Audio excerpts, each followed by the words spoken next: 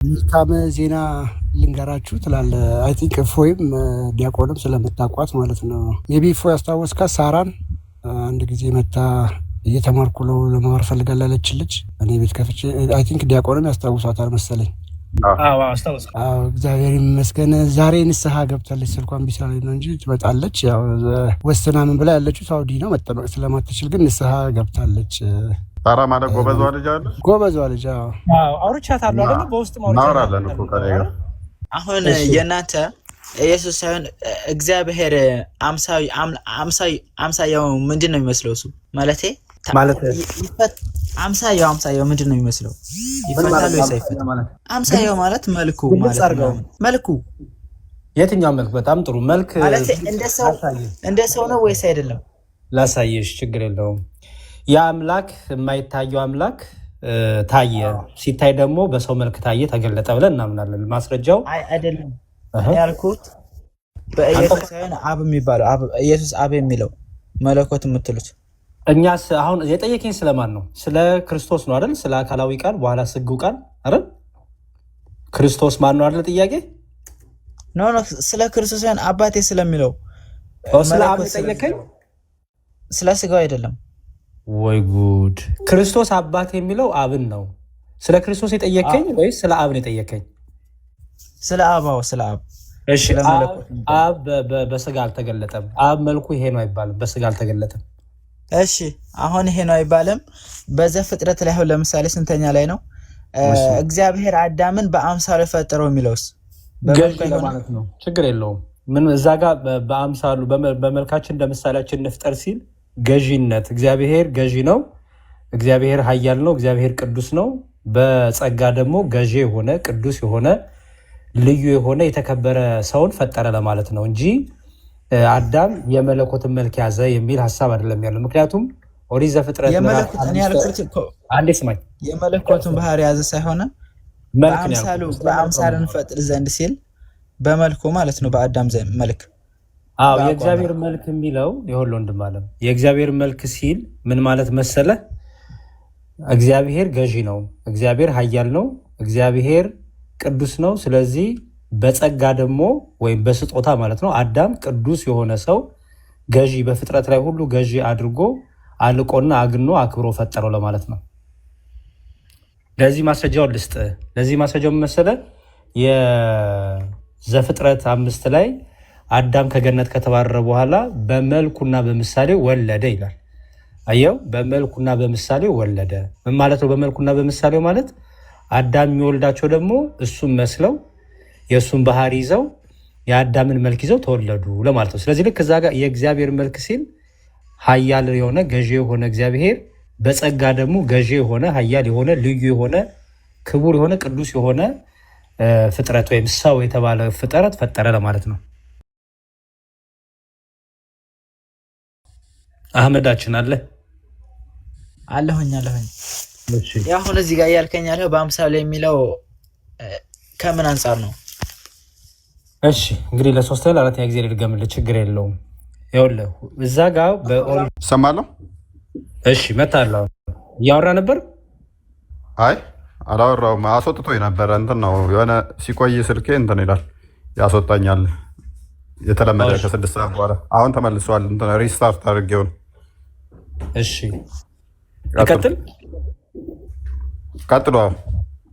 እሺ ስለዚህ አህመድ እግዚአብሔርም አለ ሰውን በመልካችን እንደ ምሳሌያችን እንፍጠር ሲል የመጀመሪያው ፍጥረት አዳም በእግዚአብሔር መልክና አምሳል ተፈጠረ ማለት እግዚአብሔር ገዥነትን፣ አላቅነትን፣ ቅዱስነትን ወይም የተከበረ ፍጥረት ፈጠረ። ያንን ገዥነትና አለቅነት ደግሞ ከፈጠረው በኋላ ለዛ ለተከበረ ሰው ሰጠው እያለ ነው። ኦኬ በእግዚአብሔር መልክ ተፈጠረው ሲባል ኋላ ደግሞ አዳም ደግሞ በመልኩና በምሳሌ ወለደ ሲባል ደግሞ ልክ አዳምን የሚመስሉ ወይም አቤል ቃየል እያልን በኋላ የሰው ልጆች የበዙትን አዳም ደግሞ የእርሱን ባህሪ ይዘው እርሱን መስለው ደግሞ ልጆች ወለደ። ስለዚህ መልክና ምሳሌ የሚለው በዚህ ይፈታል። ፊልጵስዩስ ላይ ክርስቶስን በእግዚአብሔር መልክ ሲኖር ሳለ ይለዋል። በኋላ የሰውን መልክ ደግሞ ያዘ ይላል። አየው፣ ሁለት መልክ ያስቀምጥላል። የእግዚአብሔር መልክ ይላል፣ የሰው መልክ ይላል። ስለዚህ የእግዚአብሔር መልክ ስንል ስለ ሰው መልክ አይደለም እያወራን ያለ ነው። በእግዚአብሔር መልክ ሲባል ስልጣንን፣ ኃይልን፣ ቅዱስነትን ያሳያል፣ ገዥነትን ያሳያል። አዳም ደግሞ ይህን በጸጋ ተሰጠው፣ ከእግዚአብሔር ዘንድ ተቀበለ ገዥነትን አለ። አሁንስ እንዴት ነው እኮ አሁን አንተ እያስረዳኸኛለህ? እኔ ጠይቁ ጥያቄ አዳምን በአምሳሉ ፈጠረ ሲል አንድ አይደለም ለማለት ነው አንተ የምታስረዳው። እሺ እስቲ ያልኩህ እፎይ ሲጠይቅ ሰምተው ከሆነ በቂያማ ቀለት አላህን በምንድን ነው የምታውቁት? ምክንያቱም በቂያማ ቀለት ሲገለጽ ሙስሊሞች አናቅም ትሉታላችሁ፣ እንዲሁም እንጠበቃለን ካንተ እኔ አምላካችሁ ነኝ ሲላችሁ አንተ አምላካችን አይደለህም ትሉታላችሁ። እና በምንድን ነው የምታውቁት ተብሎ ሲገለጽ ሙስሊሞቹ በዚህ እናውቀዋለን የሚል ንግግር ይናገራሉ። አላህን የቂያማ ቀለት በምንድን ነው የምታውቁት? አላህን የቂያማ ቀን ስለዚህ በመጀመሪያ ከቁርአን አንፃር አላህ በቂያማ ቀን ራሱ መታየት አይችልም። በቁርአኑ እንደ ቁርአኑ ከሆነ ሱረቱል አልቀለም ላይ 6842 ላይ ባት የሚገለጥበትን ይላል። እሱን ክፍል አንብበው ታውቃለህ? አዎ እሱ በብዙ ሰዎች በብዙ ተፍሲር በብዙ ሐዲሶች ይብራራል እሱ መጽሐፍ። እሱ በአንዱ አብራራና ንገረኝ አንተ በምታውቀው። እኮ ያኔ እዛ ጊዜ ይገለጣል ማለት ነው። ከዛ በኋላ አማኞች ይሰግዳሉ፣ የካዱትም በእርሱ ላይ ያመፁትም መስገድ አይችሉም። እያዳመጥክ ምኑ ነው የሚገልጠው? እኮ እግሩንም በለው ባቱንም በለው። እሺ አንድ ነገር ላሰማ እስቲ። የእግር አካል ነው። ቦዲ ከቁርጭምጭሚት ከፍ ብሎ ያለ ባት ተብሎ የሚጠራ የእግር አካል ነው። ጠብቀኝ ተፍሲሩን አመጣና አንቀልም ስንታንክል እንደኛው አያ 48 ባት የሚገለጥበት ቀን የሚለው የውመ ዩክሸፉ አን ሳቂን ወዩድዐውነ ኢለ ሱጁድ ፈላ የስተጢዑን የሚለው አያ ነው አልኩ። ቁጥሩን ነው የፈለኩት እኮ 42ኛው አያ ሱረቱል ቀለም بعد أعوذ بالله من الشيطان الرجيم يوم يكشف عن ساق ويدعون إلى السجود فلا يستطيعون بعد የሚገለጥበትን ወይም ከሃዲዎች ወደ መስገድን የሚጠሩበትን እና የማይችሉበትን ቀን አስታውስ ይላል። 42ኛው አያ የሚያተኩረው ይህ ቀን የቂያማ ዕለት ነው፣ ዕለተ ትንሣኤ ነው። የውመ ዩክሸፉ አን ሳቂን ማለት የዛን ቀን መቼ ባት በሚገለጥበት ቀን ማለት አላህ ስብሓነሁ ወተዓላ በጀሃነም ላይ እግሩን የሚያቆምበት ቀን ነው። የዛን ቀን ባት በሚገለጥበት ቀን የሚለው አያ አዎ የአላህ ባት ነው። ይሄ በቁርአኑ ላይ እግሩ ማለት ነው ባት። ስለዚህ ሌላ ምሳሌያዊ ንግግርም የለውም። ሊትራሊ ያለ እግር ነው ማለት ነው። እግሩን ይገልጣል ያለ ባቱን። እኛ እንደዚህ ምሳሌ የሚባል ወሬ የለም። ቁርአን ላይ በመጣው መሰረት ነው የምትቀበለው። አርረህማኑ ዐለል አርሽ እስተዋ ከአርሽ በላይ ነው አላህ። እሺ ሰምታችኋል ኡስታዙን? እሺ ሰምተናል። እሺ ሰው ባቱ ምንድን ነው? ባት ማለት ምንድን ነው? እግር ነው። በጣም ባት ያለው እግር ላይ አይደለም እንዴ? በጣም ጥሩ። ስለዚህ አላህን የምታውቁት በባቱ ነው ማለት ነው አይደል? ያ ለካዲዎች ነው። ያንን ለካዲዎች አይደለም እኮ ባቱን ገልጦ ስጁድ የሚወርዱት እነማን ናቸው? ካዲዎቹማ እኮ ወደ ክርስቲያኖችና አይሁዶች እኮ ወደ እሳት ተወረውረዋል። የቀሩት እኮ ሙስሊሞች ናቸው። ለሙስሊሞቹ ነው ባቱን የሚገልጠው። ታዲያ የማይሰግዱት ዘማን ናቸው። የማይሰግዱት ካዲዎች አይደሉም እንዴ? ኦኬ አይ ቲንክ አዲሱን ማንበብ አለብን ማለት ነው። አዲሱን ላንብብልህ። አረብኛ ትችላለህ ወይስ እንግሊዝኛ የምትችለው? ትንሽ ይሞክራሉ። አረብኛ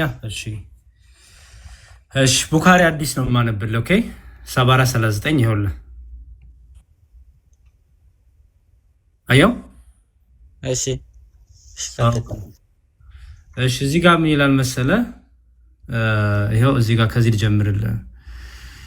ክርስቲያኖች አይሁዶች ይጠየቃሉ። አይሁዶች ማን ነው አምላካችሁ? they reply we used to worship Messiah the son of Allah የአላህን ልጅ መሲሁን ነው የምናመልክ የነበረ ይላሉ ክርስቲያኖች።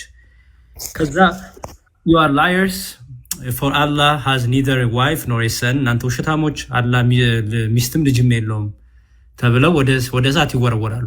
ከዛ ማን ይቀራል ይላል እዚህ ጋር when there remain only those who used to worship Allah alone አላህን በብቸኝነት የሚገዙ ብቻ ይቀራሉ ይላል። ያው both the obedient ones and the mischievous ones obedient እና mischievous ማለት ነው ታውቃለህ ትርጉሙን? አላውቀውም። እሺ obedient እና mischievous ማለት obedient ማለት ታዛዥ ሆኑ ወይም በእስልምናው ሙስሊሞች ናቸው ደግሞ ታዘው የሚኖሩ mischievous ደግሞ ሙስሊሞች ናቸው ግን ደግሞ ከነዚህ ከኦቢዲየንቶቹ የሚለያቸው በእስልምና ትእዛዝና ህግ አይሄዱም ወይም ኃጢአተኞች ደካሞች ናቸው ግን ስቲል አላህን የሚያመልኩ ናቸው ይላል። ከዛ ይጠየቃሉ it will be said to them what keeps you here when all the people have gone ሁሉ ሰዎች ከሄዱ በኋላ እናንተ ምን ሰራላችሁ ይባላሉ። they will say we partnered with them in the world when we were in greater need of them that we are today ከነሱ ጋራ በምድር ሳለን ተወዳጆች ነበርን ተወዳጅተን ነበረ ከዛ ግን we heard the call of one proclaiming አንድ ድምጽ ሰማን ምን የሚል let every nation follow what they used to worship እያንዳንዱ ሰው የሚያመልከውን ነገር ይከተል የሚል ድምጽ ስንሰማ ወይም አዋጅ ስንሰማ ተለየናቸውና ከዛ now we are waiting for our lord ይላሉ። አየ ሙስሊሞቹም ይላሉ አሁን አምላካችን እየጠበቅን ነው ይላሉ። then the almighty will come to them in a shape other than the one which they saw first time ከዛ አላህ መጀመሪያ ባዩት ሳይሆን ባላዩት መልክ ወይም አካል ወይም ቅርጽ ይመጣልባቸዋል። and he will say አላህ ይላል ከዛ በኋላ I am your lord ይው እኔ አምላካችሁ ነኝ ይላል። and they will say you are not our lord አንተ አምላካችን አይደለም ይሉታል ሙስሊሞቹ። and none will speak to him than but the prophet ከዛ በኋላ አንተ አምላካችን አይደለም ብለው ሙስሊሞቹ አላህ ራሱ ነኝ ሲላቸው አላህ አንተ አምላካችን አይደለም ይሉታል። እዚህ ጋር ልጠይቅህ አምላካችን አይደለም ብትሉት ለምንድን ነው አላህን እኔ አምላካችሁ ነኝ ብሎ እናንተ ሙስሊሞቹን አንተ አምላካችን አይደለም ያላችሁ ለምንድን ነው?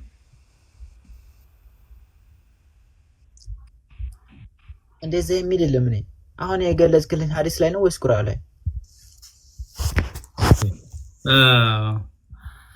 ቡኻሪ ሐዲስ ነው። ሳሂህ ቡኻሪ ሐዲስ ነው እኮ። እኔ እኮ ገብቶኛል አይደል? እኔ የማነበው ቁርአን ነው። ሐዲስ አንብቤ አላውቅም እኔ። እሺ ቁርአን ላይ ሱረቱል አልቀለም ላይ ባት የሚገለጥበትን ቀን አስብ የሚል የትኛውን ቀን ነው? እሱን አውቀዋለሁ። እሱን የዛ ጊዜ መቼ ቀን ነው? ቀኑ መቼ ነው? እሱማ የቂያማ ቀን ነው። የቂያማ ቀን ነው። በጣም ጥሩ። ስለ ቂያማ ቀን ነው እንግዲህ እየተብራራ ያለው። ምክንያቱም ባት ለማን ነው የሚገለጠው፣ እንዴት ነው የሚገለጠው የሚለውን ቁርአኑ አያብራራው። ማን ነው የሚያብራራው? ይሄንን ተፍሲርና ሐዲስ ነው የሚያብራራው አይደል? ስለ ቂያማ ቀን ስለመገለጡ ነው የሚያብራራው ሐዲስ ነው ያለው። አህመድ ክርስቲና ጠይቃለ። በቃ ጠይቀኝና ይሄንን በደንብ አጥንተው ጥያቄ ላንተ የምሰጥም ነው ኡስታዞች እንድጠይቅ። አንደኛ አላህ በምን አይነት አካል ቢገለጥ ነው እናንተ አናቅም የምትሉት? አናቅህም ብላችሁ ጭራሽ እንደውም የሚለው በአርራህማን ካንተ በአላህ እንጠበቃለን ነው የምትሉት። እንደውም ራሱን አላህን ማለት ነው እኔ አምላካችሁ ነኝ ብሎ አላህ ሲነግራችሁ አንተ አዳላ አይደለም ነው የምትሉት። በምታውቁትና የማታውቁት መልክ ይባላል። ስለዚህ የመጀመሪያው ላንተ የምሰጥ ጥያቄ አንደኛ አላቅህም ለምንድን ነው የምትሉት? ሁለተኛው ደግሞ አላቅህም ያላችሁት አካል ምን አይነት አካል ሆኖ ስላያችሁት ነው? ራሱ አላህ ነው እኔ ነኝ አምላክ የሚለው፣ እናንተ ደግሞ ነው አንተ አምላክ አይደለም አምላካችን አይደለም ትሉታላችሁ። ስለዚህ በየትኛው መልክ ስለመጣ ነው እናንተ አምላክ አይደለም የምትሉት ራሱን አላህን? ከዚህ በፊት ደግሞ የምታውቁት መልክ ያለ ማን ነው? ምክንያቱም የምትጠብቁት መልክ አለ። ያን የምትጠብቁት መልክ ይዞ ስላልመጣ ነው አላህ አንተ አይደለህም ያላችሁት። ከዛ እንዲሁም ትጠይቃላችሁ ታዲያ በምንድን ነው የምታውቁት አላህን ስትባሉ ባቱን ሲገልጥ ትላላችሁ። ከዛ አላህ ባቱን ይገልጣል ይላል። ስለዚህ እነዚህን ሁሉ ጠይቀህ ሆፍሊ ትመጣለህ ብዬ አስባለሁ። ክርስትናው ጠይቃለህ ልቀበልህና ወደ ፎይ እንሄዳለን ወይ ወደ ሌሎቹ እንሄዳለን። ስለ ክርስትና በመጀመሪያ ዘፍጥረት መልክ ምሳሌ የሚለውን ቅድም የጠየቀኝ ነው። ስለ አምሳያው እኮ ያብራራልኝ አንተ ነህ እንጂ መጽሐፉ ላይ የሚያብራራው ነገር የለም። ሜቢ መዝሙር አንዴ እሺ ቡኻሪ 28:41ን ክፈትልኝ። እሺ ቡኻሪ 28:41 ላንብብልህ ወይ? ያ እሺ ርዕሱ ፋይቲንግ ፎር ዘ ኮዝ ኦፍ አላህ ወይም ጂሃድ ይላል። ለአላህ ብሎ መዋጋት ወይም ጂሃድ ይላል። narrated Abu Huraira, whoever spends two things in Allah's cause. ሶሪ ገብቶኛል። ፊቱ ማለት አለከው ሳሂህ ሙስሊም ስንት ነበረ? እፎ ያስታውሰኝ። 2841 ከፊታችሁን ስላየው ዝም ብዬ ራሱ ይፍታለ ብዬ ነው። አዎ ነው እንዴ? ኦኬ ይሄው ሳሂህ ሙስሊም 2840 አይደል? ያ አንብቦ ቢተረጉም ማለት አህመድ አረብኛው ብዙም አይለይም። ምን አይለህም? እሺ ላንብብልና እንግሊዘኛውን ትፈታልኛለህ። አቡ ሁረይራ ሪፖርትድ አላህ ሜሴንጀር አስ ሴይንግ፣ አቡ ሁረይራ እንደዘገበው ሰሂህ ሙስሊም ነው። እሺ እናም ይላል Allah the exalted and glorious created Adam in his image, አደምን በመልኩ ፈጠረው with his length of 60 cubes, ቁመቱን as 60 cubes አርጎ 60 ኪዩብ አርጎ ፈጠረው፣ በመልኩና በቁመቱ አርጎ ፈጠረው። and as he created him he told him to greet that group, እንደፈጠረውም እነዛን ሌሎቹ የተፈጠሩትን የተሰበሰቡትን ግሩፕ ግሪት እንዲያደርግ ሰላምታ እንዲያቀርብ ጠየቀው። and that was a party of angels sitting there. ሰላም በል የተባለው አደም ማን ነው? የተሰበሰቡት ነው፣ ተሰብስበው የተቀመጡ የነበሩትን መልአክ ይላል። ልጨርሰው ፎይ ወይስ? አይ በቂ ነው በቃ። ዋናው አደምን አላህ በመልኩና 60 ቁመት አድርጎ በራሱ እንደፈጠረው ካሳየ፣ ስለዚህ አላህ 60 ክንድ ነው፣ መልኩ ደግሞ አዳምን ነው ይመስለው። አህመድ በመልኩ ፈጠረውና በቁመቱ ፈጠረው ሲል ማለት ነው። አሁን ይሄን ጠይቃችሁኝ እኔ ከጠይቋችሁ አንፃር ነው ከዛ ፍጥረት አየኛ እኮ መልሰዋላ። የኛን እኮ መልሶላ ልቀበልም አልከው እኮ ኖ የመለሰልኝ እኮ በራሱ ነው እንጂ ከመጽሐፍ ቅዱስ አይደለም። አይ የኛ መጽሐፍ ቅዱስ እዛው ይመልስልሃል። ገዢነትን እንደሆነ እዛው እንትን ይለዋል እኮ ቁጥር 28 አንብበው።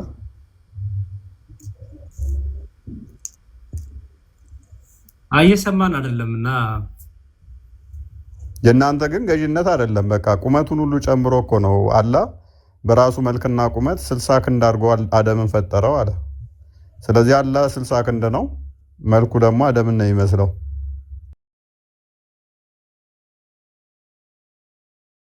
አህመድ ደግሞ መሰለ እንደዛ የሚመስለው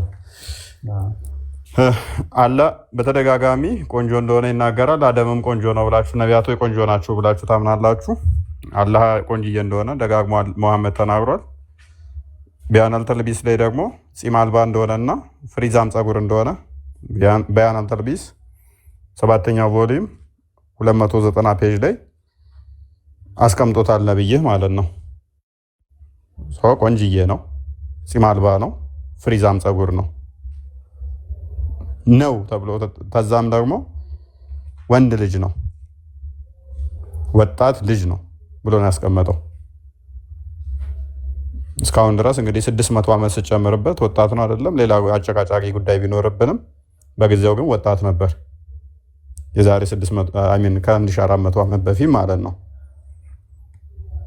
ያ አካል መንፈስ አይደለም። እኛ ግን እግዚአብሔር መንፈስ ነው ብለን ነው የምናምነው። ሳይቷል ዮሐንስ ወንጌል ምዕራፍ 4 ቁጥር 24 ላይ እግዚአብሔር መንፈስ ነው።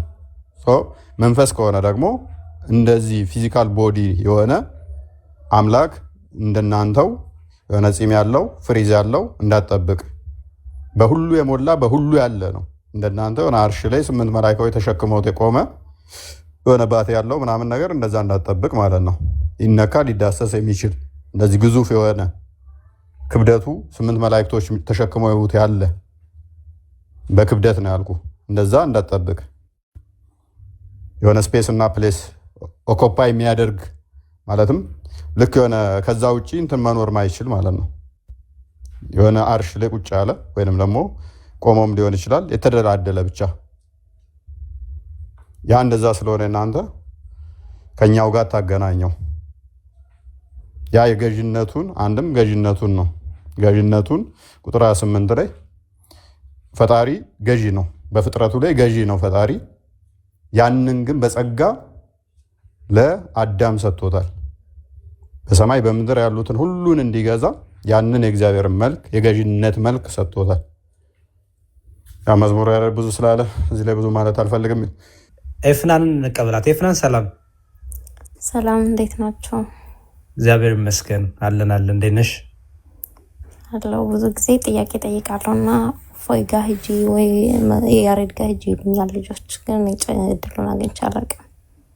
እሺ፣ ሙስሊም ነሽ ወይስ ክርስቲያን ነሽ? አዎ ሙስሊም ነኝ። ሙስሊም ነሽ? እሺ፣ ለፈለግሽው አቅርቢና አንዳችን መልስልሻለን። ችግር የለም። እሺ፣ እኔ ብዙ ጊዜ ጠይቃለሁ እና የተረዳሁት ነገርም አለ። አሁን ስለ ኢየሱስ ስጠይቅ ኢየሱስ አምላክ ነው ብላችሁ ነው የምታምኑት እና መጀመሪያ ስጋን ከመልበሱ በፊት አካላዊ ቃል አለ ብላችሁ ነው የምታምኑት። ያኔ ያ ፈጣሪ ነው አይደለ? ከተሳሳትኩ አርሙኝ። እሺ፣ ጥያቄሽን ጨርሽና ችግር የለውም አርመን መልስልሻለን። እሺ፣ አካላዊ ቃል ፈጣሪ ነው አምላክ ነው ብላችሁ ነው የምታምኑት፣ ስጋን ከመልበሱ በፊትም ማለት ነው። ያ አካላዊ ቃል መጣና ስጋን ለበሰ። ስጋን ደግሞ እሱ ራሱ ነው የፈጠረው። ተማሪ የመነሳውን ስጋና ነፍስ እሱ ራሱ የፈጠረውን ስጋ ገንዘቡ አደረገ፣ ለበሰ፣ ተዋሐደው ብላው ነው የነገሩኝ። እንግዲህ ያ ስጋ እነሱ እንደዛ ብለው ሲነግሩኝ የተፈጠረ ነው፣ ፍጡር ነው። ኢየሱስ ያኔ ያ ቃል ራሱ የፈጠረውን ስጋ ገንዘቡ አደረገ፣ ለበሰ፣ መለኮት ከስጋ ተዋሐደ ነው ያሉኝ። ይህ ማለት ስጋው ፍጡር ነው፣ ቃል ደግሞ አምላክ ነው፣ ፈጣሪ ነው። ያስገኘውን ነገር ለበሰ ሲባል እኔ እዚህ ጋር ፍጡር ከፈጣሪ እንደተዋህደ ነው የተረዳሁት። ልክ ነኝ? ጥያቄሽን ጨርሽና መልስልሽ ይፍና። ማለት እዚህ ጋር ልክ ነኝ? ጥያቄሽን ጨርሰሻል? ምክንያቱም ከታች ጀምሮ እያረመ መመለስ ካለብንም አንድ ላይ አስተካክለን እንድንመልስ ነው። ኦኬ። የጥያቄሽ አላማ ምንድን ነው? እና መጨረሻ ላይ ኦኬ ይሄን ሲናሪዮ ሰራሽ፣ ከዛ ፋይናሊ ምንድን ነው ኮንክሉዥኑ? የዚህ ጥያቄ ማጠቃለያው ምንድን ነው? እሱን አገሽ ንገሪ። እሺ፣ እንደዚህ ብሎ የመለሱልኝ ልጆች ናቸው። ምን ብሎ መለሱልኝ? መለኮት ከስጋ ስጋውን ደግሞ እሱ ራሱ እንደፈጠረ ነው የነገሩኝ። እኔ የተረዳሁት ተፈጠረ ሲባል የሆነ ነገር ፍጡር ነው እና ያ ስጋ ፍጡር ነው የፈጠረ ያ ቃል ነው መጣና ተዋህደው። እዚህ ጋር የሚታየኝ ፍጡርና ፈጣሪ ተዋህደዋል ኦልሬዲ ማለት ነው። መነጣጠል ስለማይቻል አንድ አምላክ ተብሎ ነው የሚመለከው አሉኝ። አንድ ሰው እኔ አምላክ ብሎ ማምለክ ያለበት ጥርት ያለ አምላክ ነው ብዬ ነው ማምነው። ግን እዚህ ጋር መለኮት ከፍጡር ከፈጠረው ስጋ ጋር ተዋህዶ ሳይነጣጠል እንዴት ነው እኩል የሚመለከው? ይሄ ነገር ነው ትንሽ ጥያቄ ሆነብኝ። አመሰግናለሁ። ይሄ ሆነ ጥያቄ። እሺ እፎይ ትመልስላታለህ ወይስ? ቀጥሉ። እሺ ጥያቄዎችን ከማረም ልጀምር። ያው በእስልምናው አንድ አረዳድና በእስልምናው አንደርስታንዲንግ ስለምትናገሪ የክርስቲያኖችን ትክክለኛ የሆነውን ትምህርታቸውን ክሊርሊ አላስቀመጥሽም። which is okay፣ ችግር የለውም። ሰው ምንድነው የኛ እምነት? አካላዊ ቃል እናለን። አካላዊ ቃል ማለት ነው እርሱ የነበረ አስቀድሞ ዓለምን ሁሉ የፈጠረ እርሱ የነበረው ማለት ነው። ስግው ቃል በኋላ ደግሞ በስጋ የተገለጠው ማለት ነው። ማስረጃዎች እየሰጠው ዳይገስ። እሺ መጽሐፍ ቅዱሳችን እንዲህ ይላል። በዚህ በመዝሙረ ዳዊት መዝሙር 33 ቁጥር 6 ላይ ምን ይላል? በእግዚአብሔር ቃል ሰማያት ጸኑ፣ ሰራዊቶቻቸው ሙሉ በአፍ ውስጥ ትንፋስ ይላል። ይኸው በደንብ በእግዚአብሔር ቃል ሰማያት ጸኑ፣ ሰራዊቶቻቸው ሙሉ በአፍ ውስጥ ትንፋስ። ያ የእግዚአብሔር ቃሉ ፈጣሪ ነው። አሉ እርሱ አይ ቲንክ ወጣለች። አዎ ወጣለች። ኦኬ እሰማለሁ ነው። አዎ ትሰማለህ ወይ? እሷ ብትወጣም ሀሳቡን ይሄዱበት። ሜቢ ጥያቄው እንደ ጥያቄው ነው እንትን እንዳል ለአድማጮች። እሺ ጠዋትም የሚገርመው ከአንድ ሙስሊም ትሮዛ ከምትባል ጋር በጣም ሙስሊም ናት እና ይሄን በጣም ክርስቲያኖች በአጭሩ ልናገር። አካላዊ ቃል ስንል ምን ማለት ነው ስንል ለምሳሌ እዚህ ጋር በመጀመሪያ ንግግር ነበር ብለን ልክ ሙስሊሞቹ እንደሚሉት ብንከተው አይመጣም። በመጀመሪያ ንግግር ነበር ይባላል እንዴ? በመጀመሪያ ማለት ዓለም ከመፈጠሩ በፊት ማለት ነው። ለዚህ ነው ዘፍጥረት 1:1 ላይ ይህንን ቃል ታገኙታላችሁ። በመጀመሪያ የሚለው ይኸው ዘፍጥረት 1:1 ላይ በመጀመሪያ እግዚአብሔር ሰማይና ምድርን ፈጠረ። በመጀመሪያ ማለት ዓለም ከመፈጠሩ በፊት ማለት ነው። ዓለም ከመፈጠሩ በፊት እግዚአብሔር ነበር። ህላዌውን ያሳያል። ፈጣሪ እንደነበር ያሳያል። በመጀመሪያ ይህንኑ ቃል ደግሞ ዮሐንስ አምጥቶ ምን አለ? በመጀመሪያ ቃል ነበር አለ። ስለዚህ በመጀመሪያ ሲል ማለት ነው ዓለም ከመፈጠሩ በፊት።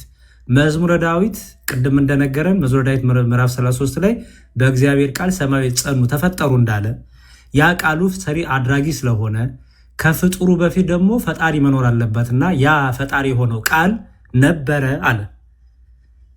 ኦኬ፣ አንድ ቁጥር የጻፈች ነው ከፍታለች መሰለኝ። ይቅርታ እሺ፣ ድንገት ነው የወጣብኝ። ችግር የለውም። ጥያቄን ሰምተሽ ከሆነ በመጀመሪያው ሲል መቼ ነው ይሄ? በመጀመሪያው ቃል ነበር ሲል ከመጀመሪያው ማለት ነው፣ ያኔ በፊትም ማለት ነው።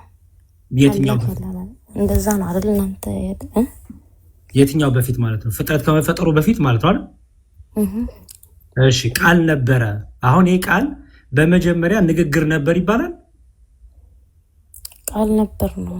ቃል ነበር ካለ ምኑን ነው የሚያሳይሽ? አሁን እዚህ ጋር ለምሳሌ ሙስሊሞች ቃል የሚለው ንግግር ነው ብላችሁ ስለምትፈቱት በመጀመሪያ ንግግር ነበር ብል ያስኬዳል? ቃልና ንግግር የተለያየ ነገር ነው። ጎበዝ፣ እሱን ነው አይሻውን ያመጣሽ። አሁን እሱን ነው ይሄ አካላዊ ቃል ስልን ይሄን ነው። ጥያቄ እዚህ ጋር አይደለም፣ በነገራችን ላይ ቃሉ ላይ አይደለም ጥያቄ።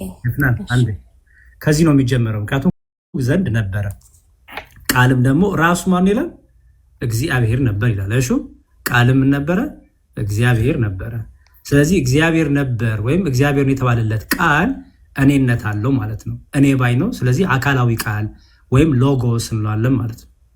ይህ በመጀመሪያው በእግዚአብሔር ዘንድ ነበራልና ሁሉ በእርሱ ሆነ ይላል። እሺ፣ ሁሉ በእርሱ ሆነ፣ ከሆነውም አንዳች ካለ እርሱ አልሆነም። ያለማ ያለ ቃል ሁሉ የተፈጠረው በአካላዊ ቃል ስለሆነ በቃል ደግሞ ምን ነበረች አለ? ሕይወት ነበረች ወይም እኔነት ነበረው ይልና እዚህ ጋር ለሰው ሁሉ የሚያበራው እውነተኛ ብርሃን። አሁን ከዚህ ነው የሚጀምረው። እንግዲህ ለሰው ሁሉ የሚያበራው እውነተኛው ብርሃን ወደ ዓለም ይመጣ ነበር ይላል።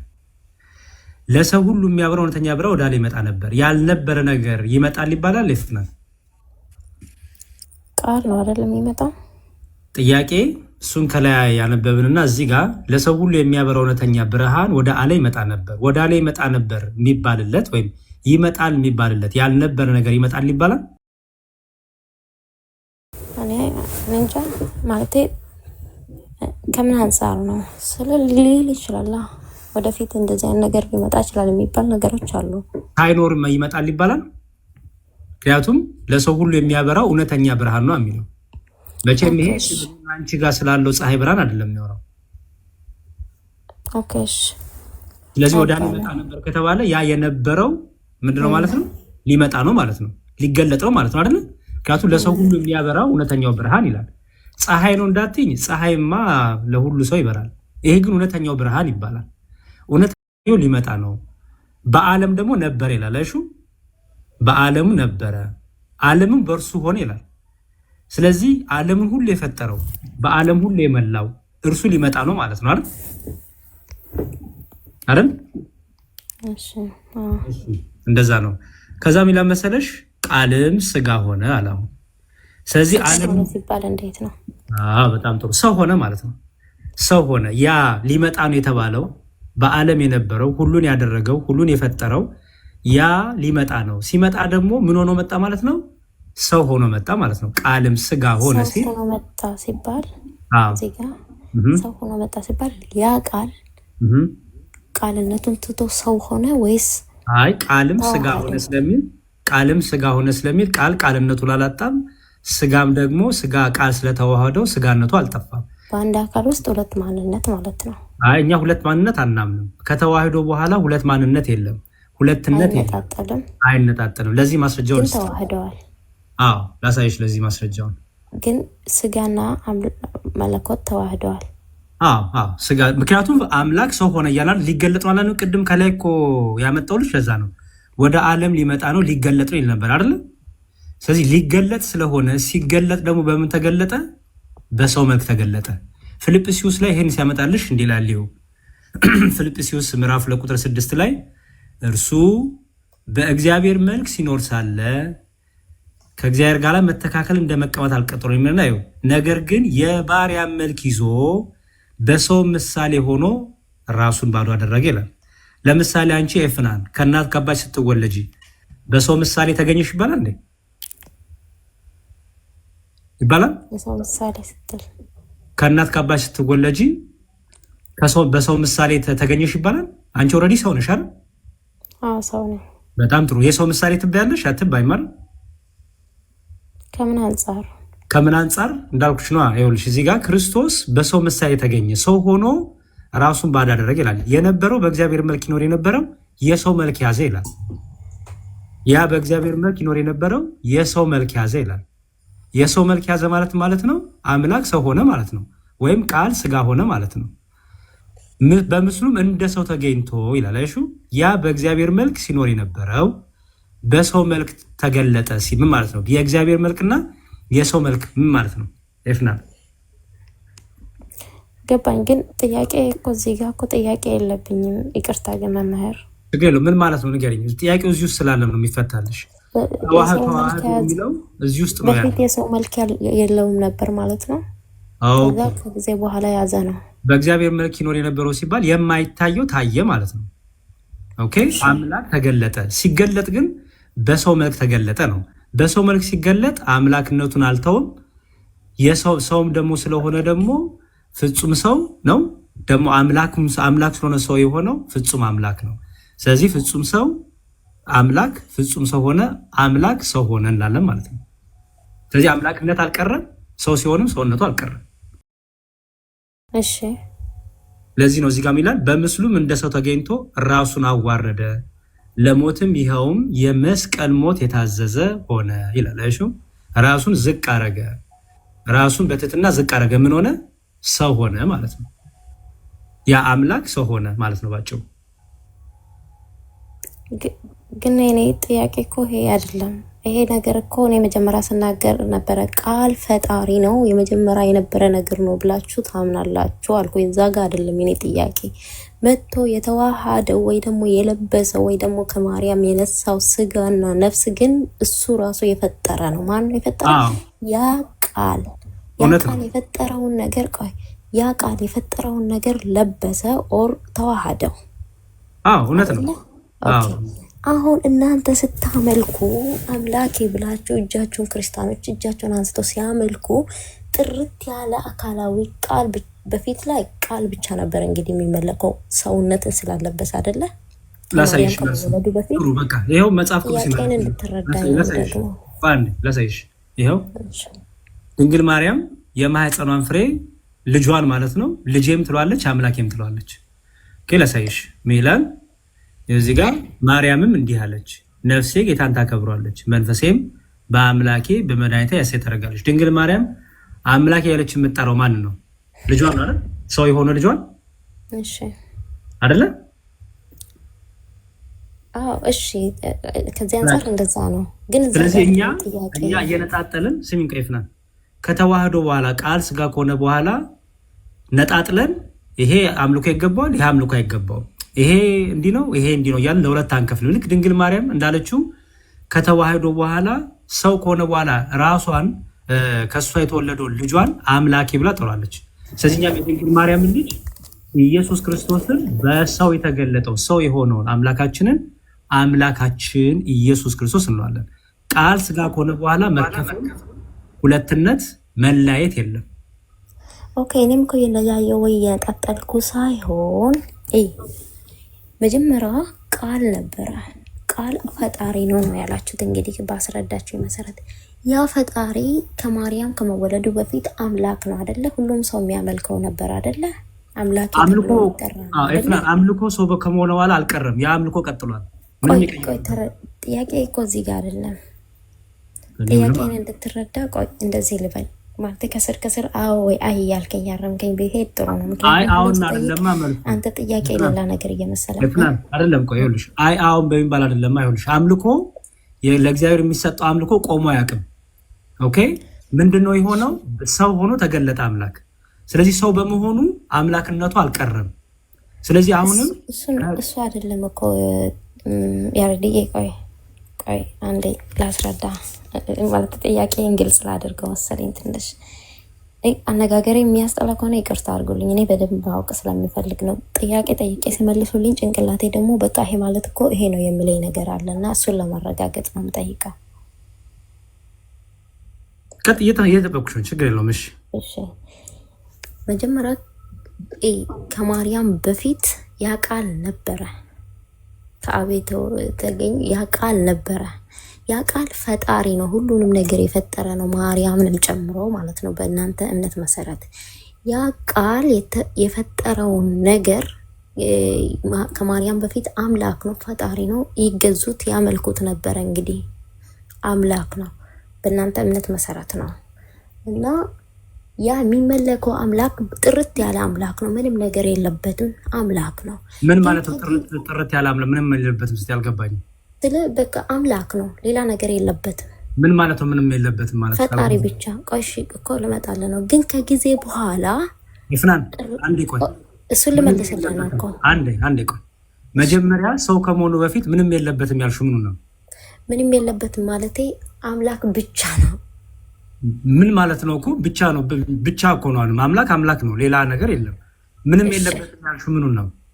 እሺ እኮ ልነግርህ ነው። እሺ ከጊዜ በኋላ ደግሞ ጥርት ያለ አይደለም እንደኔ እናንተ በመለሳችሁልኝ መሰረት ሲይዘው። ለምን ካልከ ከጊዜ በኋላ ያ አምላክ ብቻ የነበረው ነገር የፈጠረውን ስጋ ለበሰና ፈጣሪ ከፈጠረ ነገር ጋር ተዋህደዋል።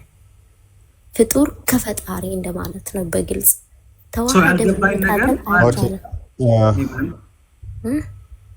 ንግግር ገብታችሁ ጥርት የሚለው ነገር እሺ ቀጥል ፎይ ጥርት ስለ ከሁሉ ነገር የጸዳ ማለት ነው። እሺ ኤፍራም መዝሙር ያሬድን እያዳመጥሽ አይደለም እኮ ለዛ ነው ጥያቄን አላገኘሁም። ለዛ ነው ይቅርታ። ጥያቄውን እንዲያገኝልሽ መስመር እንስጠው። እሺ ቁርአን ያላ ቃል ነው አይደለ? ያላ ቃል ፍጡር ነው ፈጣሪ ነው? ፍጡር ነው ያላ ቃል? እኔን አትጠይቀኝ እፎይ። ታውቂዋለሽ ያላ ቃል አላቅም፣ እውቀት የለኝም። እቺንጌም በደንብ ስለማውቃት ነው። ያላ ቃል ፍጡር አይደለም።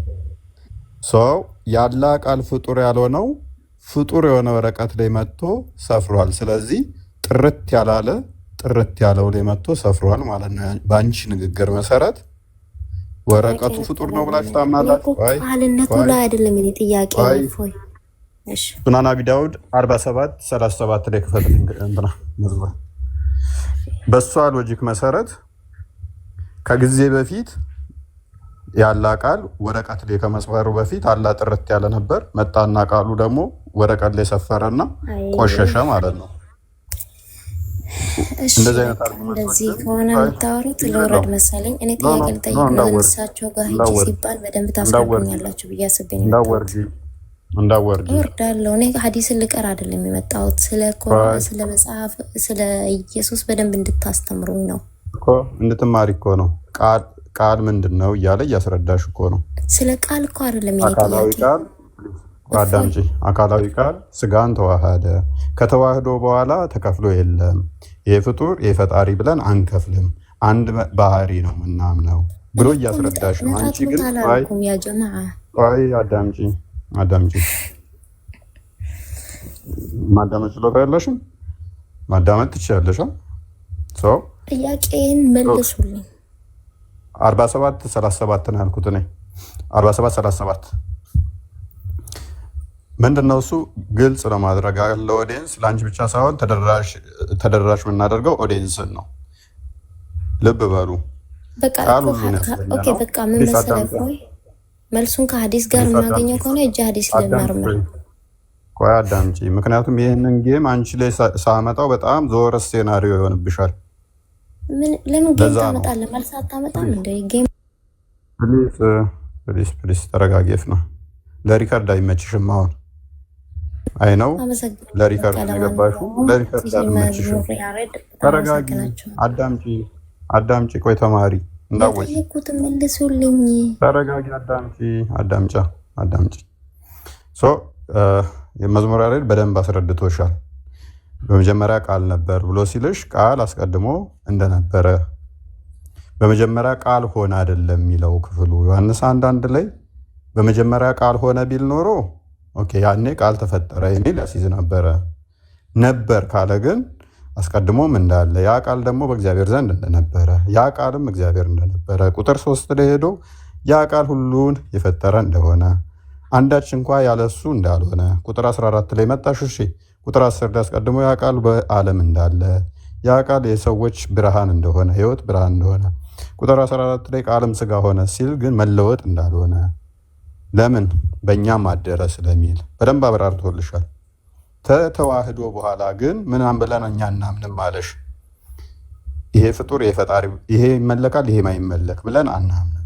ያ ተገልጦበታል። የተገለጠበትን ያ ተዋህዷል። ተዋህዶን አንድ ባህሪ ብለን ነው የምናምነው እንጂ ሁለት ባህሪ ከተዋህዶ በኋላ ይሄ ፍጡር ነው ፈጣሪ ነው ብለን አናምንም። ከነገረሽ በኋላ በፊት የጠራ ነበር በኋላ የጠራ አይደለም የሚለው ውስጥ መግባት አትችይም። የእኛን እምነት ነው የምትጠይቂን አይደለ?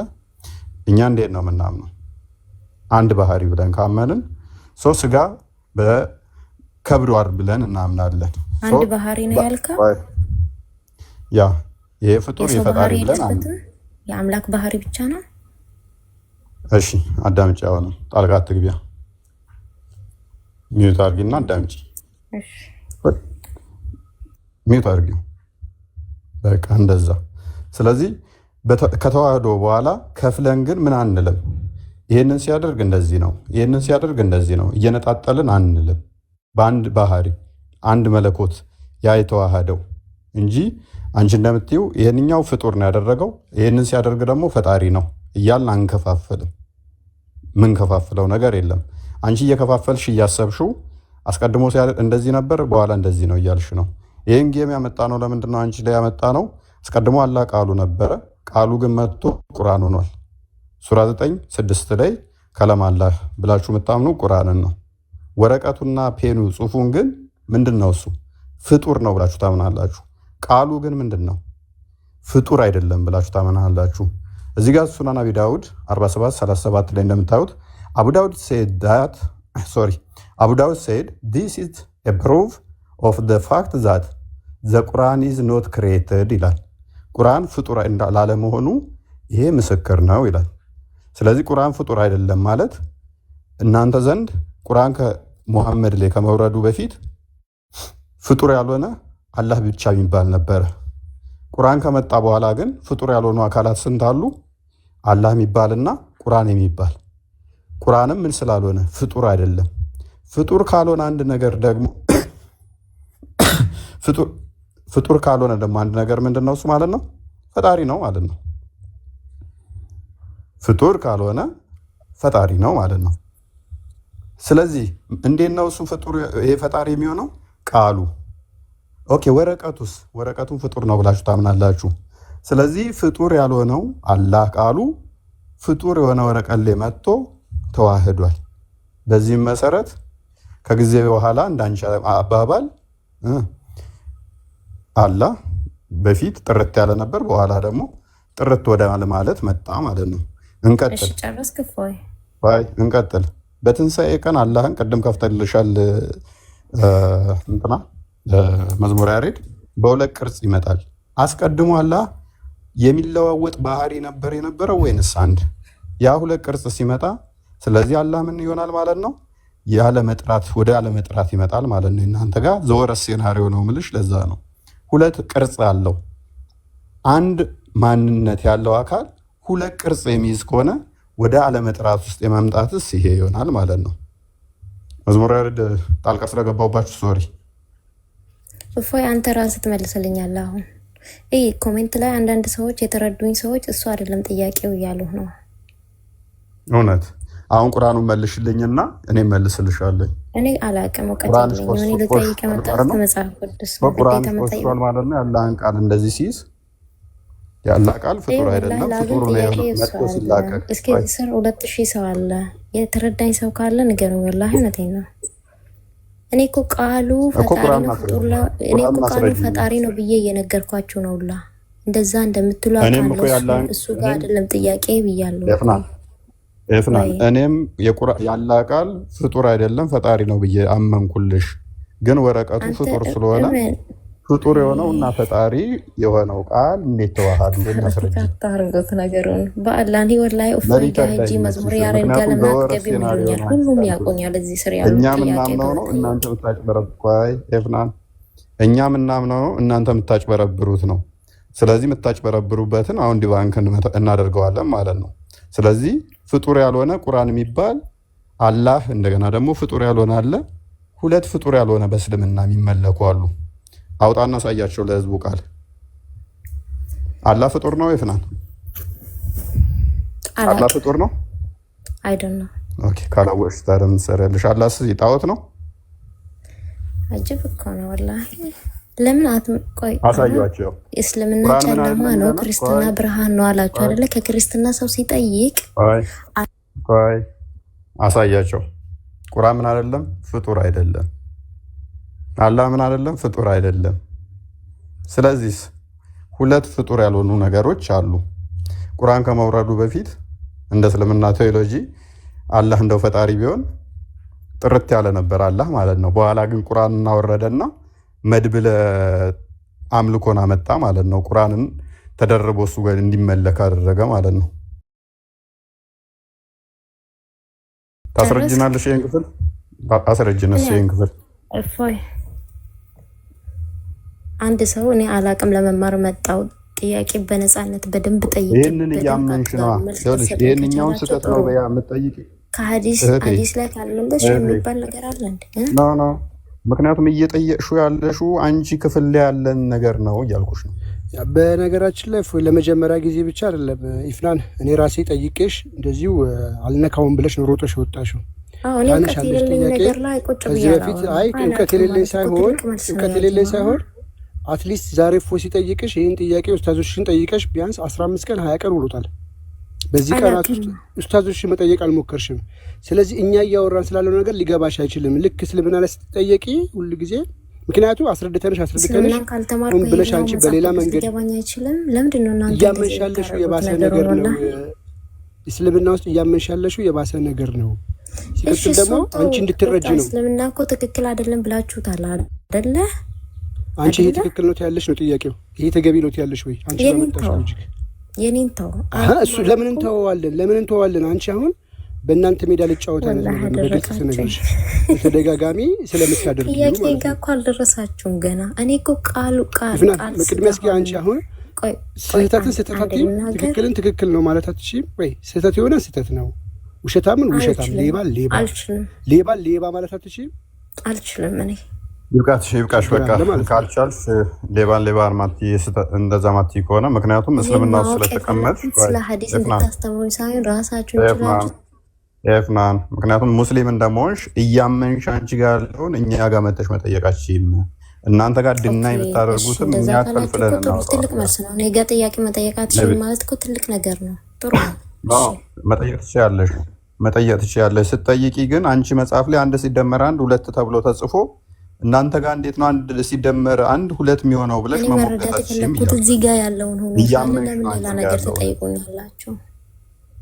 እያመንሽ ነው አንቺ ጋር ያለው መዝሙር ያሬድ ልታናግረኝ ትችላላችሁ እናንተ። ይቅርታ እሺ። ስለዚህ የኔን ጥያቄ ግዴታ እንደዚህ እናድርግ። ጭቅጭቅ ብቻ እንዳይሆን ሌሎቹንም ጊዜ እንዳናባክን አይገስ አንድ ጥቅስ ብቻ ላሳያትና በቃ እዛ ላይ እይታዋን አስቀምጠን ምን ማለታችን እንደሆነ ገምላችሁ። ጥያቄሽ ጋር ምንም ጥያቄ ምትደግሚው የለም። ሰምተናል። ቆይ ጥያቄሽን ሰምተናል። ምንም የሚያስፈልግ አይደለም። መዝሙር ያሬድ ትሄድበታለህ። ምንድነው እሱ? እንደዚህ አይነት ፖለቲክሶች ምንድነው ሰዓት መግደያ እናንተ ማያ ነው።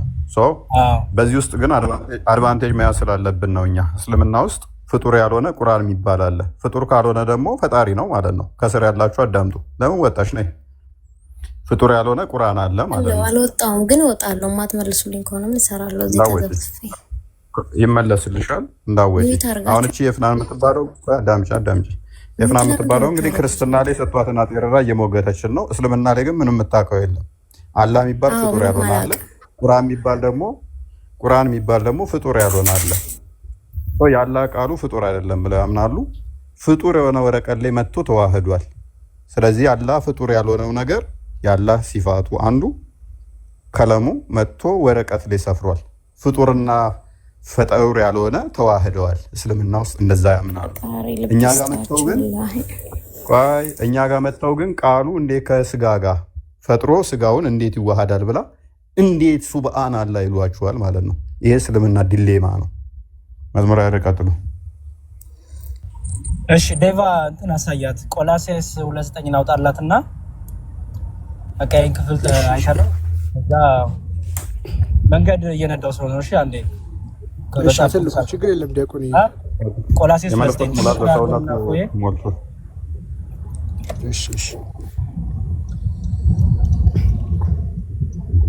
አተልቀኝ እፎይ። ቆላሴስ 2:9 ላውጣላትና ይሄን እስቲ እንዴት እንደምተረጉመው ሰምተን በቃ እኛ በደንብ ስሚ። ሁለት ባህሪ ሁለት አካል አናምንም። ከተዋህዶ በኋላ ቃል ስጋ ከሆነ በኋላ ሁለትነት የለም። ሁለት ባህሪ አናምንም። ነው ፈጣሪ ነው። አንድ ስሚ ተናገሩ። ዝም ብላችሁ ስከቱ ነው። እያዳመጥሽ እሺ። ቆላሴስ 2:9 አውጣላት። መልስሽን እኮ እየመለስኩልሽ ነው። እሺ በእርሱ የመለኮት ሙላት ሁሉ በሰው ተገልጦ ይኖራል። ምን ማለት ነው? አቤት ድገምልኝ። በእርሱ የመለኮት ሙላት ሁሉ በሰውነት ተገልጦ ይኖራል ሲባል ምን ማለት ነው? ኦኬ በሰውነት መለኮት አይደለም ቃል በስጋ ማለት ነው። ስጋው ፍጡር ነው። የጠየቁሽ እዚህ ጋር ነው። ኖ የጠየቁሽ ይሄን ቃል ነው። በእርሱ የመለኮት ሙላት ሁሉ በሰውነት ተገልጦ ይኖራል ማለት ነው። እዚህ ጋር እርሱ የተባለው ማን ነው? ኦኬ እርሱ የመለኮት ሙላት ሁሉ ኦኬ የመለኮት ሙላት ሁሉ አንተ አብራራውን ያላቅም ይሄንን አልገባኝም። ግልጽ አይደለም። እርሱ የተባለው ክርስቶስ ነው። የመለኮት ሙላት የተባለው ማለት ነው ቃል ነው። የመለኮት ሙላት ሲባል ማለት ነው መለኮት ሲባል ማለት ነው አምላክነት። በጣም ጥሩ። ስለዚህ በሰውነት ተገልጦ ይኖራል ሲባልስ ማለት ነው በእርሱ በክርስቶስ የመለኮት ሙላት በሰውነት ተገልጦ ይኖራል ሲባል ማለት ነው። እኔ እኮ እዚህ ጋር ጥያቄ የለብኝም። ሰውነት የተባለው ምንድነው? ኢፍናን ፕሊዝ ሰውነት የተባለው ምንድነው? ሰውነት ከማርያም የነሳው ነፍስና ስጋ ፍጡር የፈጠረው ማለት ነው። ስጋና በጣም ጥሩ። ስለዚህ የፈጠረው ድንግል ማርያም የክርስቶስ የነሳው ስጋ የድንግል ማርያም ስጋ የፍጡር ስጋ ነው። ያንን የፍጡር ስጋ ግን ስለተዋሃደ በደንብ ስሚ ስለተዋሃደ አሁን እኮ ችግሩ ስለማሰሚ ነው። መስሽ እየመለስኩ እየሰማሽ አይደለም። ድንግል ማርያም ለዚህ ነው አምላኬ የምትለው አልኩሽ። ቅድም ያሳየውሽ ድንግል ማርያም ራሱ አምላኬ የምትለው ፈጣሪዋ ስለሆነ ነው። ስለዚህ ድንግል የወለደችው ፈጣሪዋ ነው። እርሱ ደግሞ የፈጠረው ስጋ ነው። አራንተ ስሚ እንዴ በታጭርሽ ኮመርስሽን ታገኘዋለሽ። ድንግል የፈጠረችው የወለደችው ፈጣሪዋን ነው። እሱ ደግሞ የተዋሃደው የፈጠረውን ስጋ ነው። የሰው ስጋ ስንል የተዋሃደው ስጋ የሰው ስጋ ወይም የፍጡር ስጋ ነው ማለት ነው። ያ የፍጡር ስጋ ቃል ከተዋሃዶ በኋላ እርሱ የቃል ገንዘቡ ሆኗል። የቃል ገንዘብ ለስጋ የስጋ ገንዘብ ለቃል ሆኗል። ስለዚህ ሁለት ባህሪ አናምንም እኛ። ስለዚህ እዚህ ጋር ቆላሴስ ላይ ምን አለሽ? በእርሱ የመለኮት ሙላት በሰውነት ተገልጦ ይኖራል ይላል። እሺ ስለዚህ መለኮት ከሰውነት ጋር ስለተዋሃደ የመለኮት ሙላት የመለኮት ማንነት በስጋው ደግሞ ተገልጦ ይኖራል ማለት ያ ቃል የስጋን ባህሪ ገንዘቡ ማድረጉ ስጋ ደግሞ የመለኮት ባህሪ ገንዘቡ ማድረጉ ስለዚህ ሁለትነት የለም ማለት ነው። ስለዚህ የምናመልከው ያንኑ አንዱኑ ባህሪ ነው። የምንሰግድለት ፈጣሪ ምን ነው ያንኑ አንዱኑ ባህሪ ነው ማለት ነው። ከተዋህዶ በኋላ ይሄ ፍጡር ነው ይሄ ፈጣሪ ነው እያልን አንናገርም። አንድ ባህሪ ነው የምናምነው። ኦኬ ብቻ ብዬ መውረድ ነው አይደል ያለብኝ? ግዴታ መቀየለብሽም የኛን አስተምሮ ነገር እኔ ወላሂ ብዙ ሰዎች እዛ ሂጂ ስለሚሉ በደንብ ለመጠየቅ ነው በነፃነት ማለት ነው። በደንብ እንዲገባኝ ወይ ኤፍራስሚ መቀበል ግዴታሽ አይደለም። ሙስሊም ስለሆንሽ አለመቀበል እሱ አይደለም ጥያቄው። አሁን የመለሳችሁትልኝ ነገር እኮ እየተናገርኩ ነበረ ስጠይቅ እየተናገርሽ አልነበረም። ሁለት ባህሪ አማኝ ነን እኛ ንገሪኝ። ሁለት ባህሪ አማኝ ነን። ኦኬ እንዲበላው በሰውነት ባህሪ የሚተኛ የሚጠጣ አላላችሁም እንዴ? አንዴ ስሚ ሁለት ባህሪ አማኝ ነን እኛ። ሁለት ባህሪ አማኝ ነን ብዬሻለሁ። እኔ ባህሪ ሁለት ነው ሶስት ነው አላልኩም። ሲጀምር እኔ እሱን አልጠየኩሽም። አንቺ አልሽ አላልኩም። እኔ ሳብራራልሽ ሁለት ባህሪ እናምናለን። አንድ ባህሪ አልገቀው በቃ ስለዚህ የኛ የምናምነው አንድ ባህሪ ነው። ስለዚህ የመለኮት ሙላት በሰውነቱ ተገልጦ ይኖራል። ሰው አምኖ ለምሳሌ ሞተ፣ ተያዘ፣ ተገረፈ፣ ተሰቀለ፣ ተኛ፣ ተራበ ስንል መለኮት በስጋ ያለው ይሄ አይደለም እኮ ጥያቄ። ምናልባት ዲያቆንዬ ተደበላልቆብሽ እንዳይሆን ይፍናል። እንደዛ ብለው የሚያምኑ ፕሮቴስታንቶች ሁለት ባህሪ ሊያምኑ ይችላሉ። የነሱ መልሶች ምናልባት ኮንሰንትሬት ሆነ ሰምተሽው ከሆነ እንደዛ ብለው ጥያቄ ቃል እሱ ነው ወሳኙ እኮ እሱ ነው። ባህሪውን እዛ አንድ ይኸውልሽ ሁለት ባህሪ ብለሽ ማታምኝ ከሆነ አንነጣጥልንም ካልንሽ ማለት ነው። ነጥለሽ ይሄኛው እንደዚህ ነው ይሄኛው እንደዚህ ነው ማለት አትችይም ነው የኛ አንድ ነጥሉ ጋር አይደለም እኔ ጥያቄ አዳምጫ እንዲገባሽ ፈልገሽ መስሎኝ ነው። አዳምጭና እኛ ሁለት ባህሪ አንልም። ባህሪ ማለት ምን ማለት ነው? ያንቺን አረዳድ እሱም ምናምን ገና መረዳት ያለባት ይመስለኛል ዲያቆን። ከዛ አንፃር ይመስለኛል። እሺ ለምሳሌ ቆይ በዚህ መልኩ እናርግልሽ። ተራበ ስንል ማን ነው የተራበው? ንገሪኝ። አሁን ለምሳሌ ተራበ ክርስቶስ ተራበ ካልን ማን ነው የተራበ? ጎበዝ። በስጋው ለምን አልሽ? በደም ስጋው ተራበ። አይ ስላስተማርን ብቻ ሳይሆን ዴፊኒሽን እስቲ አሁን ይኸው በጣም ጥሩ መጣችልኝ። አሁን ተራበ ስልሽ ማን ተራበ በልም ካሽ ያኮ መብትሽ ነው ማለት አልገባኝ እኮ አይደለም ጥያቄው እዛ ጋር እኮ አይደለም በስጋው ያ በቃ እፎይ ገብቶታል። መመለስ አልፈለገም። ለማንኛውም አንብቢ ሜቢ የእኛን አስተምሮ ያልተረዳሁትን ስጠይቅ ማትመልሱ ከሆነ ምን ያደርግልኛል? ኤፍናን የእኛን አስተምሮ አስቀድሞ ማወቅ ከዛ በኋላ ደግሞ የራስሽን አስተምሮ ልብ በይ። የእኛን ታዩ የራስሽን አስተምሮ ጠንቅቀሽ ወቂውና ነኝ። ምክንያቱም ራስሽ ጋር ያለ አስተምሮ ነው እየጠየቅሽ ነው ያለሽው ነው። የራስሽንም አታውቂውም የእኛንም አታውቂም እኮ በምናብ የፈጠርሽውን ጥያቄ ነው። በምናብ የፈጠርሽውን ነዋ። ሲነገርሽ ደግሞ እየሰማሽ አይደለም። ከምትነግሩኝ ነገር የምትናገሩት ነገር ነው። በቃ መለኮት ከስጋ ተዋህደ አላችሁኝ። መለኮት መጀመሪያ የነበረ ቃል። ቆይ ተረጋጊና የራስሽንም ወቂ። የእኛን ክሬዱ ነይና እኛ ምንድን ነው ምናምነው የሚለውን አንብቢና ነይና ጠይቂን። ሳታነቢ ዝም ብለሽ እየጠየቅሽ ስለሆነም ነው። አይ ጉድ አመሰግናለሁ። ይሄን ቃል ወላሂ እንዴት ይሄን መመለስ ከበዳቸው? የነገሩ ከብዶን እኮ አይደለም። አንቺ ለምንድን ነው ያላህን ቃል መረዳት ያገኛችሁት? ቃል ፈጣሪ ነው ትላላችሁ። እዛ ጋር አይደለም የኔ ጥያቄ።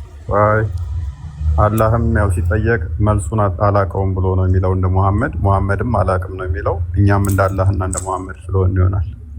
ወራጅ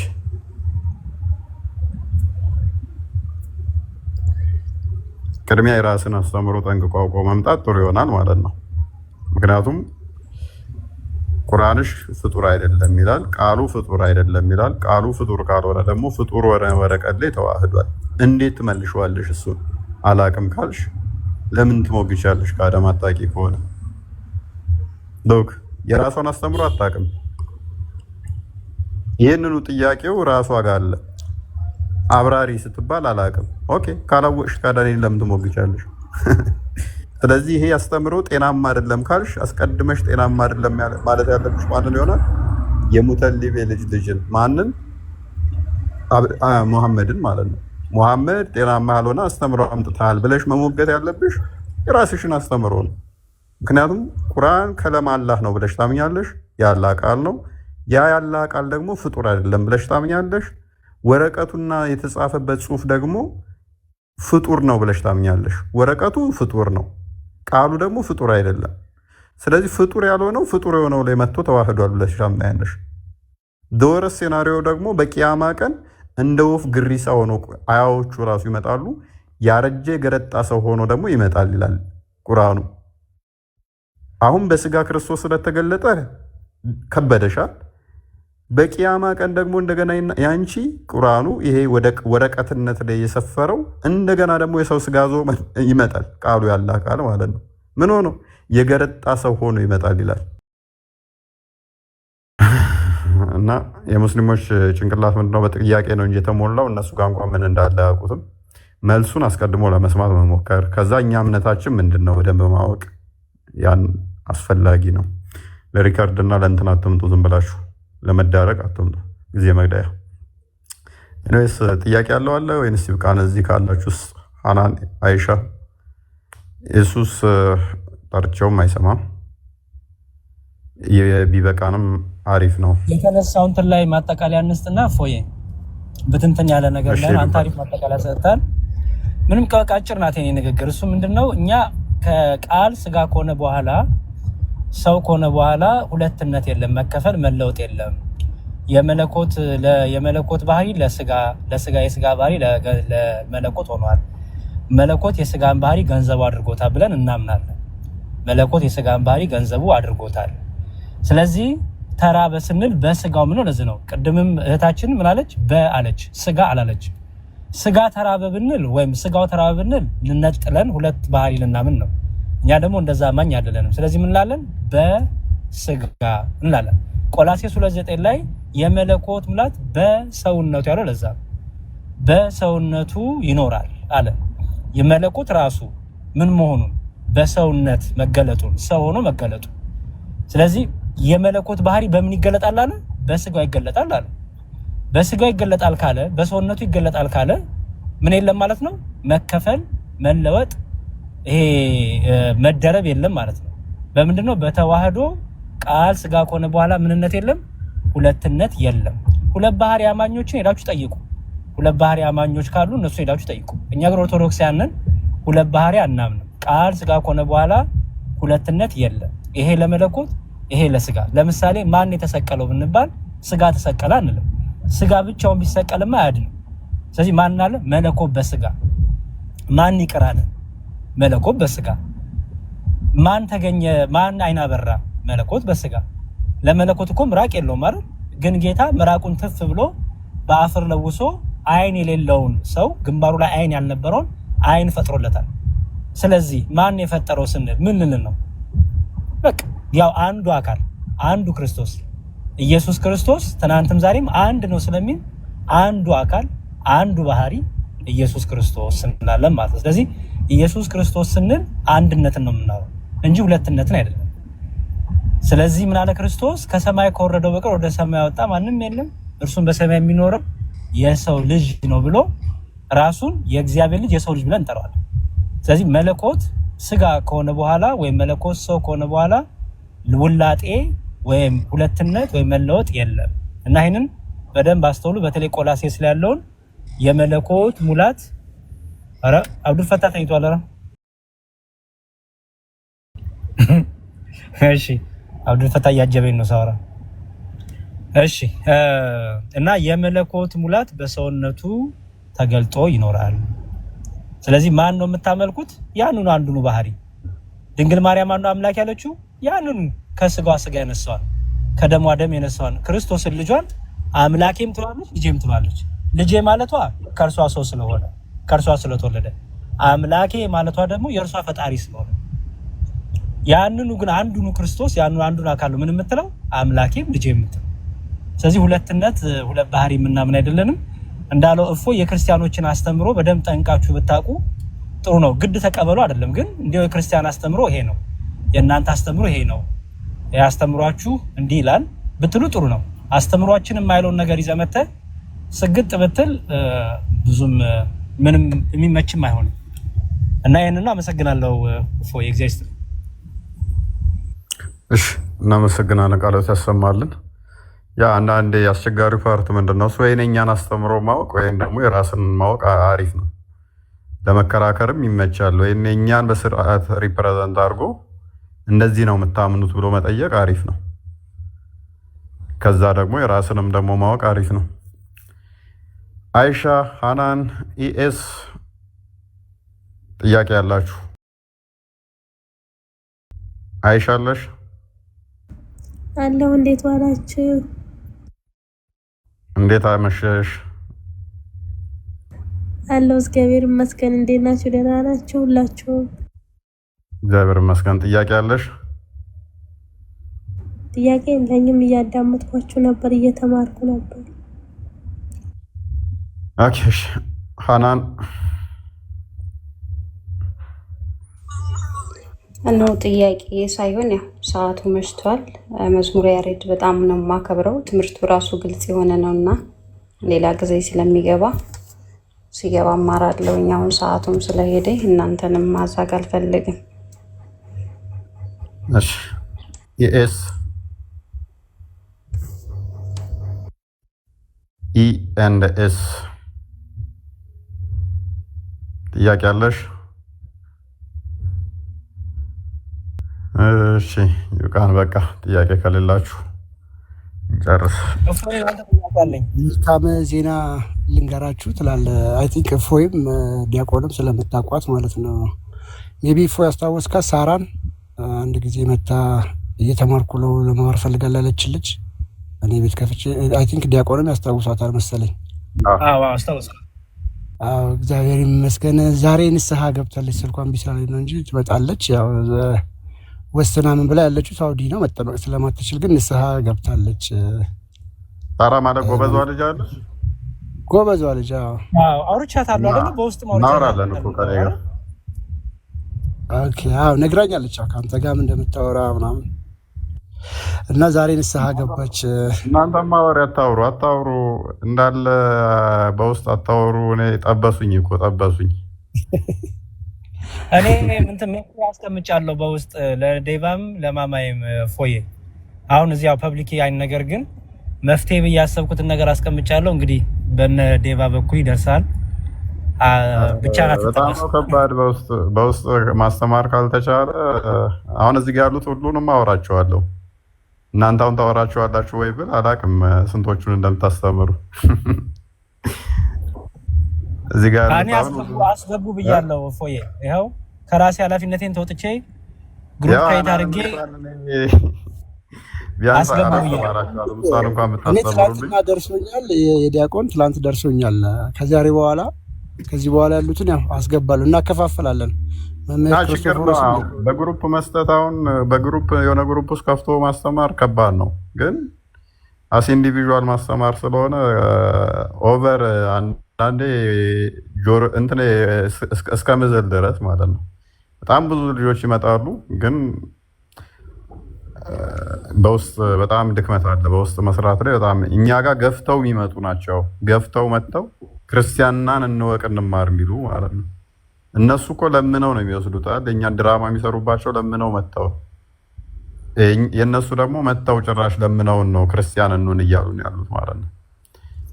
ግን ኃይል ጥረት አለ፣ መቀረፍ አለበት። አይሻ ራሱ ቃል ገብቼ አልሰጠሁሽማ። መመራር አገናኘውሽም። ንስሐ መግባት ይቻላል ክርስትና ሳይነሱ ክርስትና ሳይነሱ ንስሐ መግባት ይቻላል። ንስሐ አባትን ሰጥሽ እናገናኝሻለን። እንትን ብዬ ነው ጥሩ መምህር እስከማገኝልሽ ነው። እና ሌሎችም እንደዚህ የቀደሙ እንትን እያልን ነው። እፎ ይኸውልህ በቃ ለጊዜው እኔ አሁን ያው ፐብሊክ ከተነገረ ግሩፑ ሰው ሁሉ ይገባና እዛ ረብሻ ይሆናል እና በውስጥ ግን አንተ ጋር ያሉትን ልጆች የግሩፕ ልክልሃለሁ። እዛ አትሊስት በዛ እንኳን ማገዙን አገዛቸዋለሁ ብዬ ለማማዬ ቀው የአንድ 15 ቀን ከነገርኳት ከላኩላትን ግሩፑ ክሬት አድርጌ ለዴቫ ትናንት ልክ ግሩፕ የፈራ ነው መዝሙር ግሩፕ ብዙም ማዋጭ አይደለም። ግሩፕ የፈራ ነው ምንድነው ማዋጡ ፓርቶች አሉት እናወራለን። ኦኬ ለሰው ነው እንዲሁ አስ ኢንዲቪዥዋል ነው እየበተን ያለ ነው እንጂ ግሩፕ አዋጭ አይደለም። ግሩፕ ቢሆንማ ይቀላቀላል ነበር እንዴ። ግሩፕ አይፈልጉትም ልጆቹም። ያው አሁን አናንን ስንቴ ለምኛታለሁ፣ ኧረ ግሩፕ ላድርግላችሁ አልፈልግም። ያው ስንት ጊዜ ከወር ሊሆን እንትን አለኝ መለመን ከጀመርኩ ገደላችሁኝ። በግሩፕ ሁኑ። ሁሉም በግሩፕ ነው አይፈልጉትም ልጆቹም፣ ኢንዲቪዥዋል ነው የሚፈልጉት፣ ዋን ቱ ዋን። ያ ደግሞ በጣም አድክም ነው፣ በቃ አቅም ይጨርሳል። እሱ በጣም ከባድ እኮ ነው። ታዲያ ፎዬ እኔ ምንድነው ግሩፑ እንደመነሻ ይሁንና ከዛ ውስጥ ያልገባቸው ሰዎች ምክንያቱም አንዳንዴ በግሩፕ ላይ ለሁሉ የሚመለሰው ይመለሳል። በውስጥ ደግሞ ከዛ ላይ ደግሞ አይ ከዛ ውስጥ ደግሞ እኔ በውስጥ ማውራት ፈልጋለሁ የሚል ካለ ከዛ ላይ ፒክ ቢደረግ እንደ ግሩፕ ግን አንዳንዴ ለሁሉ የሚመለስ መልስ ለብቻ ብታወራቸው የምትመልስላቸው መልስ ለሁሉም በአንዴ ሊመለስ ይችላል። ግሩፑ ለምን እንዳልፈለግነው ነግሮታለሁ ነው እንደ እሺ ግሩፑ ሪስኪ ነው፣ በጣም ሪስኪ ነው።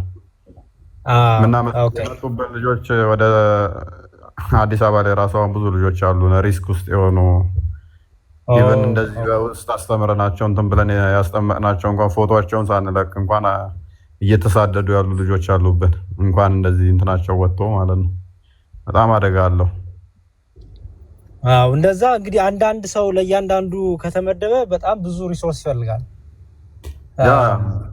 እሱ እኮ ነው ከባድ ያደረገብን። እሱ ከባድ ነው። ግን ደግሞ ቆይ ፎዬ እንደዚህ ብናረግስ? እኔ አሁን ፐብሊክ መናገሩ እንትን ቴሌግራምን አስቀምጥልኝ እስቲ እና እናውራ። በቃ እናወራበታለን። እና በርታ፣ አንተ እንደ ጊቭ አፕ እንዳታረግ አደራ። በርታ፣ እየመጣ እንደዚህ እኔም አግዛለሁ።